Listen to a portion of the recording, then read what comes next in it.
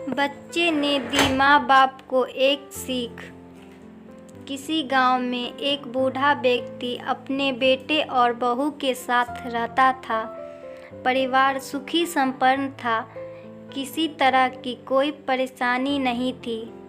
बूढ़ा बाप, जो किसी समय अच्छा खासा नौजवान था, आज बुढ़ापे से हार गया था। चलते समय लड़खड़ाता था, लाठी की ज़रूरत पड़ने लगी, चेहरा झुर्रियों से भर चुका था।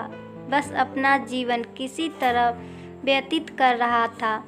घर में एक चीज़ अच्छी थी कि शाम को खाना खाते समय पूरा परिवार एक साथ टेबल पर बैठकर खाना खाता था। एक दिन ऐसी ही शाम को जब सारे लोग खाना खाने बैठे, बेटा ऑफिस से आया था, भूख ज़्यादा थी सो जल्दी से खाने बैठ गया और साथ में बहू और उसका एक बेटा भी खाने लगा। बूढ़े हाथ जैसे ही थाली उठाने को हुए, थाली हाथ से छिटक गई, थोड़ी दाल टेबल पे गिर गई। बहू बेटे ने घृणा दृष्टि से पिता की ओर देखा और फिर से अपना खाने में लग गए। बूढ़े पिता ने जैसे ही अपने हिलाते हाथों से खाना खाना शुरू किया तो खाना कभी कपड़ों पे गिरता, कभी ज़मीन पर। बहुत चिढ़ते हुए कहा, हे राम, कितनी गंदी तरह से खाते हैं, मन करता है इनकी थाली किसी अलग कोने में लगवा देते हैं। बेटे ने भी ऐसे ही सिर हिलाया जैसे पत्नी की बात से सहमत हो। उनका बेटा यह सब मासूमियत से देख रहा था। अगले दिन पिता की थाली उस टेबल से हटाकर एक कोने में लगवा दी गई।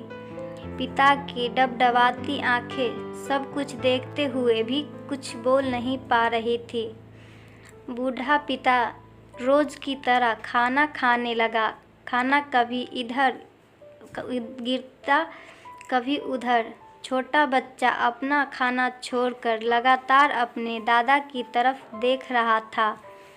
माँ ने पूछा, क्या हुआ बेटे, तुम दादाजी की तरफ क्या देख रहे हो और खाना क्यों नहीं खा रहे? बच्चा बड़ी मासूमियत से बोला, माँ, मैं सीख रहा हूँ कि वृद्धों के साथ कैसा व्यवहार करना चाहिए। जब मैं बड़ा हो जाऊँगा और आप लोग बूढ़े हो जाओगे तो मैं भी आपको इसी तरह कोने में खाना खिलाया करूँगा। बच्चे के मुंह से ऐसा सुनते ही बेटे और बहू दोनों काँप उठे। शायद बच्चे की बात उनके मन में बैठ गई थी, क्योंकि बच्चा ने मासूमियत के साथ एक बहुत बड़ा सबक दोनों लोगों को दिया था। बेटे ने जल्दी से आगे बढ़कर पिता को उठाया और वापस टेबल पे खाने के लिए बिठाया, और बहू भी भागकर पानी का गिलास लेकर आई कि पिताजी को कोई तकलीफ ना हो।